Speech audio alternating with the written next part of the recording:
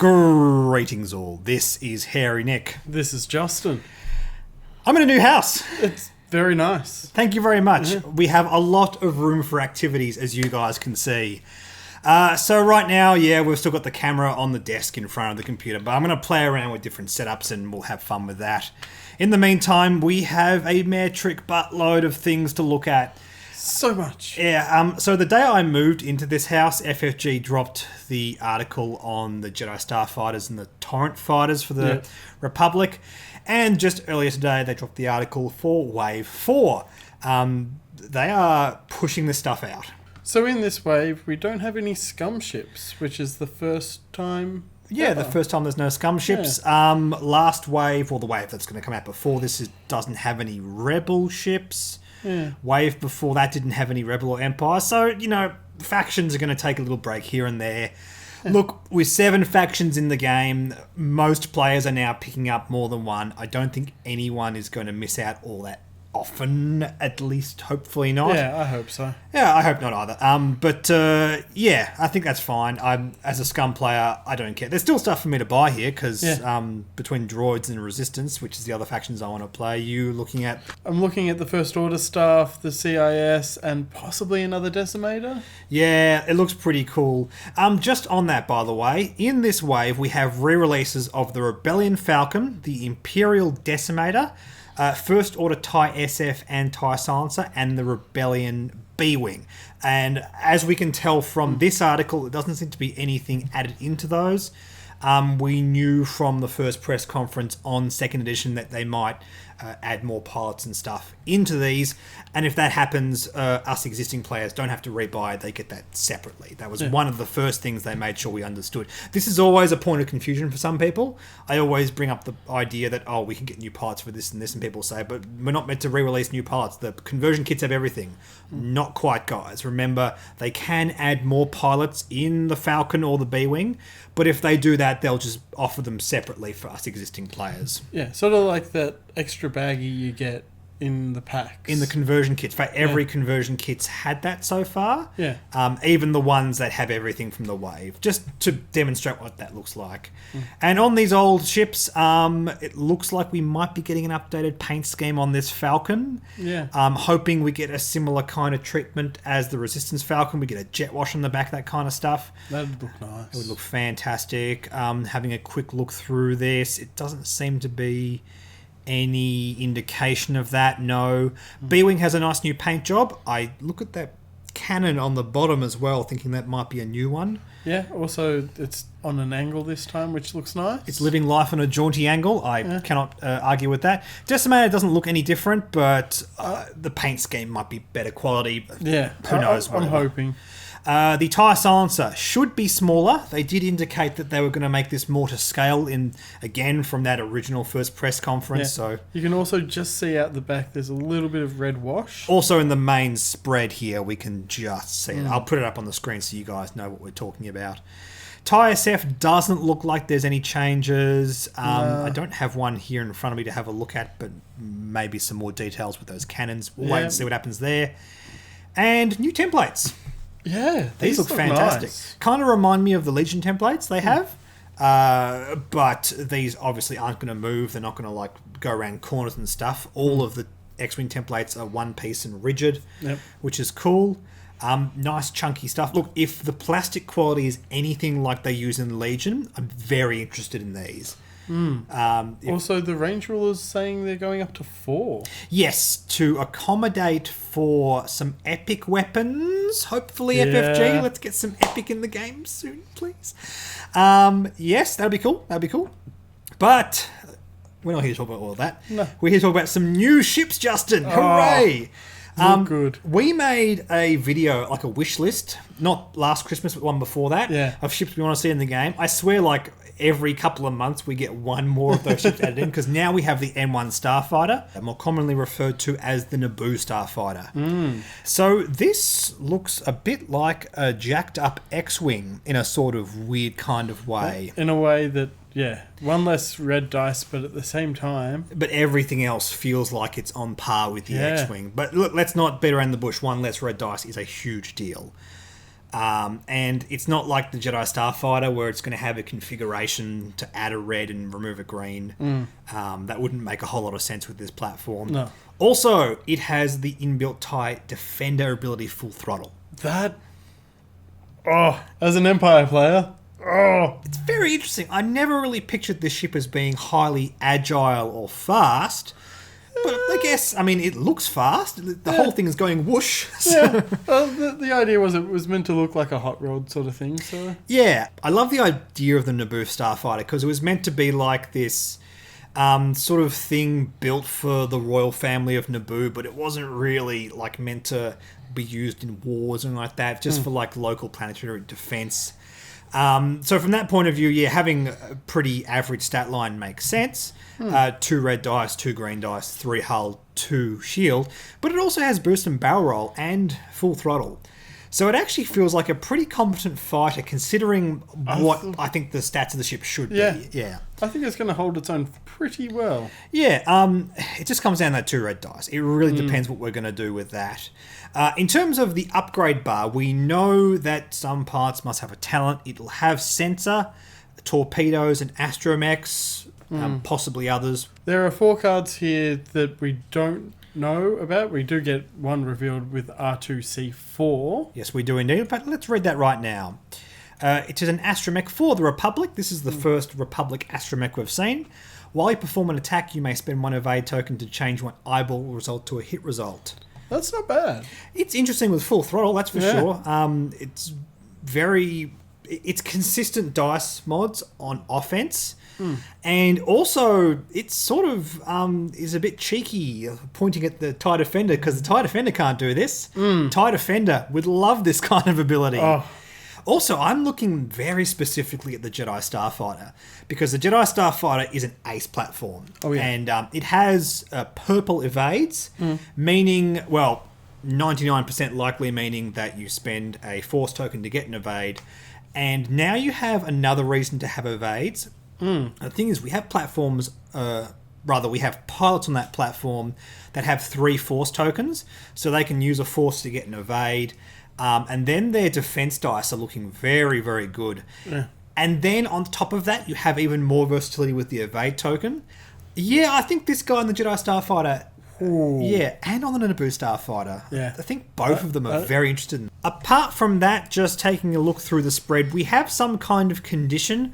Now, it's something while you defend with this condition, something about friendly ships adding evade results, blah, blah, blah. We can't really make this out. Look, I'm sure there are people on the internet who have already deciphered this. I don't want to talk about this too much right now because we don't have any pilot abilities. That'll be all revealed in due course, and we'll talk about that later on. Just speaking about one pilot, though. Talking about, yes, we do have Anakin Skywalker here. Looks like he's this one here at Initiative 4. Yeah. Looks like he'll have 1 force token. I think we're both here hoping for the ability to be more like instinctive aim. Yes. The meme around the internet is always spend a force, do a barrel roll, and then do it over and over again. Yeah. I think if we want a non-jokey sort of thing for Anakin to do, it'll be something like instinctive aim, more agency to fire torpedoes. Because that's what happens in Episode 1. It's that part of the movie where he happens to fire a torpedo at just the right spot to destroy an entire droid ship. And I think something like instinctive aim. I don't want to just reprint instinctive aim on Anakin, but something like that would be really, really cool. Some kind of utility with torpedoes and something like that would be very, very nice. Yeah. Just having a look at the upgrades here, we have a copy of Daredevil and Collision Detector. A few cards here that we don't recognise. Some sort of something with a recursive charge. Looks like there's a picture of a person or alien on this. Yeah, I can't work it out. We have plasma torpedoes coming back into the game, which is really, really cool. We actually get this in another one of these packs coming in this wave. This new astromech here, something A6, I think that is. Yeah. Now, this uses the art from R2-D6 from first edition, which was a Rebellion droid. It's not going to be R2-D6 because we checked the wiki. He was only in the Rebellion. So, yeah, cool. No worries. This new droid that we just saw and an R2 astromech. But obviously, if you buy the squad pack for the Republic, you'll get all the other generic astromechs anyway. So, not too concerned about getting a copy of R2 astromech in this. Let's scroll down to our next ship because we have the Hyena bomber. Oh, This is really, really cool. It looks nice, doesn't it? Not the most iconic ship I would have picked for the CIS to come in second. I would have Really? thought the Tri-Fighter would be next. The Hyena bomber, I actually expected it to come second. I thought it was big in the Clone Wars TV show. Yeah. And the droid Tri-Fighter was only literally in the one movie. Yeah, in episode 3, Yeah, I think episode- it was. It's yeah. been a while since I watched them. And it was only in there for maybe 5 minutes. But yeah, I think the Hyena bomber, it serves the game, most importantly. Yeah. There is no ordnance platform for the droids right now until we get the Hyena bomber. Bombs, missiles, and torpedoes. We know the Vultures can take missiles, but possibly the Belbalub. But more importantly, this can take bombs. Now, first and foremost, before we talk about any of that cool stuff it can do, it has the same burden ability as the Vulture droids. I think that's good. And a stat line that's very similar as well. So basically, this, when it's not firing torpedoes and bombs and whatever, it's just another Vulture droid you're playing with. And it also has grappling struts. And I'm hoping that yeah. it'll read slightly differently so that it can throw bombs or something like that. oh yeah, sure. Well, Well, there's no on reason why I wouldn't. Yeah. Because bombs happen during the system phase. There's nothing on grappling struts to say that you can't drop bombs. Although at the same time, does that make sense? Because if you're not moving, can you really drop a bomb behind you? Well, maybe you've got you can only throw it forward, maybe? Yeah, maybe. Yeah. I agree. Like something funny like Yeah. that. So the stats read, we have 2 red dice, 2 green dice, 5 hull. So very similar to a Vulture. So 2 extra hull, as you'd expect from a bomber. That's a bit more chunky. Makes perfect sense. Calculate. There's going to be no focus because, it is a droid. Target lock. Barrel roll to red, target lock, and reload. That is red. Yeah. We get a new kind of bomb in this pack, in this token here. Sure. Yeah, not really sure how that... No, we'll see what happens with that. It's not on the spread that we can see just here. There's a new kind of token here, some kind of octagon. It almost looks like a reinforce, but not quite. Yeah, it's a good point. It's the same shape as a condition token. It's not square or circle, so it won't follow the same rules as those, for what that's worth. Yeah. It's interesting. We got jam and a disarm as well. That's going to obviously work with some of the upgrades and pilots, and we'll see about that when that comes out. Moving over to the upgrades, we have a bomblet generator. We have a new tech relay, or whatever the tech droid card's called. We have a new type of missile. No idea what that is. We have barrage rockets. Barrage rockets are unguided. It's barrage, yeah. Yeah, barrage. Trying to remember which one is first and which one's second. Cool. So we know this is going to have 2 missile slots. Indeed, that new missile also has 2 slots. We have a copy of plasma torpedoes again, trajectory simulator. I can't quite remember, pattern sensor, something like that. Yeah. This is sensor array. In first edition, it was spend a focus to turn a blank green into an evade result. Who knows? So all in all, we know this has at least 2 missile slots, a torpedo slot, 2 bomb slots because we have the bomblet generator here as well, and at least 1 sensor slot, 2 more hull. So over the Vulture droid, I'm expecting at least 7-8 points. Yeah, more. That I seems think reasonable. It's got to be a fair chunk heftier. We think like the difference between the TIE Fighter and TIE Bomber. I think this is going to be playing around in a similar kind of space. Yeah. The sensor is very interesting. That is going to make the points look very interesting indeed. The dial is a bit worse than a Vulture droid. There's no 1K, 5 forwards red. There's a bit more red smattered around here. Yeah. That seems fair enough, though, for a bomber. Yeah, and what I said before about flying them alongside Vultures, obviously you have to be a bit conservative with the way you fly. You can't do the most insane things that the Vultures can do. Yeah. But I think the payoff having things like bomber generator, unguided rockets, all that, barrage rockets, sorry, all that kind of stuff is going to be good. Yeah. Looks solid. Very curious to see what it's costed. We'll wait for more information on that in the next article. Last but not least, Justin, we have a new Resistance ship, the Resistance Transport. Yes, now this is actually going to be 2 ships. Yes, indeed. We were very confused by this when we first saw this because 2 dials and 2 different ship symbols over here and over here on the templates. Yeah. Cool. So basically what the article tells us is you can fly this in different configurations. We don't know if that means you actually alter the model in any way. Maybe you take off... Because it says like there's a pod and a transport. Maybe like the cockpit comes off and then sits on the peg. Although that'd be minuscule. So, I don't know. We know that the pod version... has a worse stat line and only has 1 crew. And the transport version, we don't know which of these is the better dial. I would assume the transport's the worst dial. Yeah, that makes more sense. You'd want the gunship to have a better... I suppose, but then again, the points might make that more balanced. And I don't know. It's very interesting. But we got a bunch of different pilot cards from each of them, which is cool.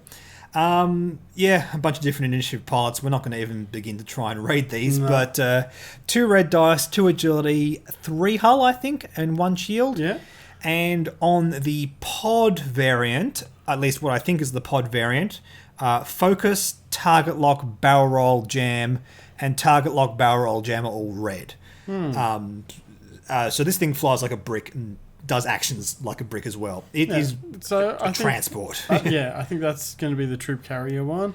For sure, The gunship one looks to have 2 red, 1 agility. Yeah, and some amount of hull. You can just barely see it. You can barely see it. Doesn't look like it's going to be 3. I'm going to say that. Yeah, well, we'll find out. Look, we can tilt our head and squint all we like, and we're not going to bother. We'll wait for the official articles to come out in a month or 2's time, and then we'll just go from there. Yeah. What's really cool about this is all the unique crew cards we get. We have this guy here. Now, I recognise that actor, but I'm not sure which character it is. Steve Buscemi. It's Steve Buscemi. We have Billy Lord. Good to see her on a card. Billy Lord is Carrie Fisher's daughter, in case you guys weren't aware. And she played kind of like a minor role in The Force Awakens and The Last Jedi. Yeah. And of course, any minor thing that happens in Star Wars gets a massive backstory. So she has like a named character now and all that kind of stuff. Yeah, that's nice. We have Leia Organa on the Resistance. Now, we reckon 2 crew there? That is 2 because you can see the crew symbol is easily smaller than the other ones. Yeah. Also on the spread we have a Force token, and we're pretty convinced it's going to be something to do with Leia. Makes the most sense. Cool. We might have some kind of commander variant for the Resistance. That'd be cool. We have Holdo. And Holder is associated with one of these condition cards. Yeah, it's about going into light speed. The light speed ramming to one of your opponent's ships. Yeah. That doesn't make any sense. But no, it's not going to be that. It's going to be some kind of bonus for you. Some sort of coordinator. I don't think it's going to be a negative effect on your opponent's ship. I think it's going to be a positive effect on your own ships because I feel like that's more in canon. Yeah. And we have plasma torpedoes again. Auto blaster. See, I've looked at this article several times. I didn't realise that was an auto blaster, and we don't actually have it in the game right now. So auto blaster in first edition was 3 red dice, only fires at range 1, but you cannot cancel hit results from it. I don't think FFG really want to play around with that in second edition. No. It's a very spiky effect. It was kind of fun on Scumboba because of all those rerolls. Maybe it'll say that you can only... it has to take 1 hit, maybe? But even then... Yeah, no, that's reasonable. I still think that's a bit powerful, though. It's like a reverse reinforce. It doesn't feel... Depends on the points. Yeah. Oh, yeah. Anything's depending on the points. I just feel like the auto blaster effect, the way it was in first edition, isn't really part of the ethos in second edition. No. We'll see what happens there. Also, expert handling and composure. Cool.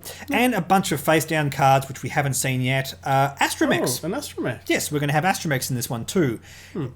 Which means we might get R2 on the Resistance.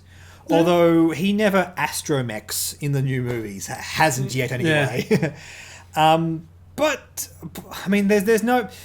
It doesn't function like an astromech on this ship. I mean, there's clearly no hole for a droid to poke out and then repair things on the outside. So it might be an astromech sitting inside the ship. Yeah, and that could be an excuse to get R2 as an astromech slot into the game. Also, R2 as a crew in the Resistance is something we haven't seen yet. So that'd be another cool thing to see here. We have Han as a crew, but not as a... Well, this doesn't have gunners anyway. Yeah, lots of cool things. I really want FFG to start having crew and gunners within the same faction on the same character. Yep. It's not too confusing, FFG. We can deal with that. Yeah. There's pictures on them. There's pictures on them. That's right. Yeah, for sure.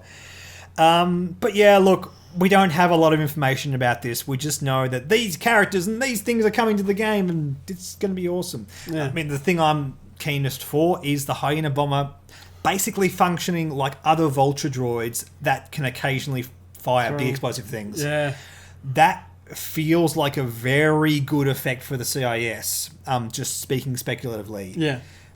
It feels like if you have spare points to spend on your Vultures, you can just upgrade them into Hyenas, and that's going to be cool. Yeah. Also, having another ship for the tech relay intelligence droid thingamajig. I'm gonna put here what that's actually called, because I keep forgetting. Yeah. the actual and a new one at that.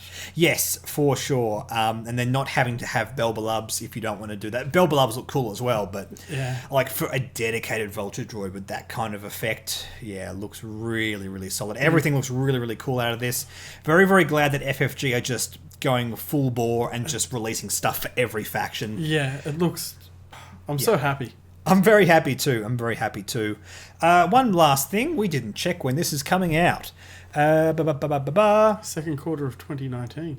Expansions, local retail, second... Ooh. Yeah, yeah, they are. They are not slowing down.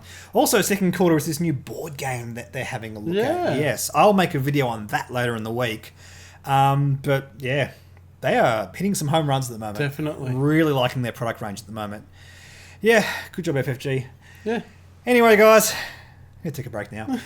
Thank you so much for watching. Don't forget to like and subscribe. Like us on Facebook. Follow us on Twitter and Reddit. Please consider supporting the Patreon. Thank you so much to all of our patrons. That's going super, super well right now. I really dig all the support we're getting. All the conversations we're having on our Discord. Really good for the channel. We'll catch you guys in the next video. Bye.